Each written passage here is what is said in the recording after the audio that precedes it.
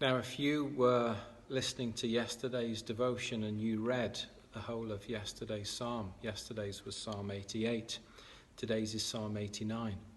But if you did that, you'd be a little bit surprised by reading verse 1 of Psalm 89. The contrast could not be greater. You may even think that you're reading a different book. And yet, these extremes of emotions where we find at the end of 88 the person is totally, utterly despairing, is contrasted at the beginning here of Psalm 89, where he says in verse 1, I will sing of the Lord's great love forever.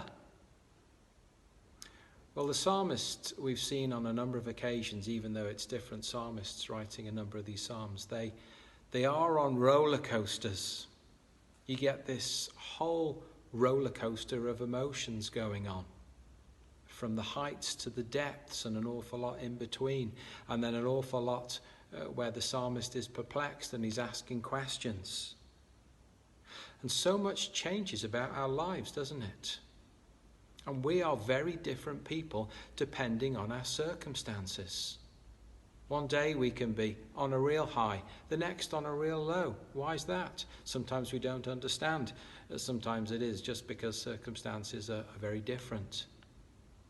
And so what the psalmist does here is he stands back and he starts to reflect upon God and upon what's happened to his people. It's a very long psalm, and he reminds himself of so many victories that God has given to his people. So no wonder he begins by saying, I will sing of the Lord's great love forever.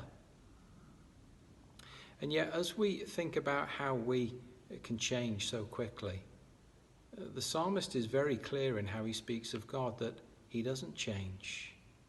In fact, the predominant theme I would think of this psalm is that God is faithful. God has been faithful. God will be faithful, and God is faithful.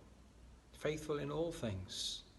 He talks about his covenant with his people. He's faithful to his covenant. He's never faltered, never changed anything in terms of his love for his people. That cannot change. That's in God's nature. Faithful also, though, in how he will discipline his people. Faithful in how he will judge his enemies. And so he finishes by saying, his faithfulness will never end.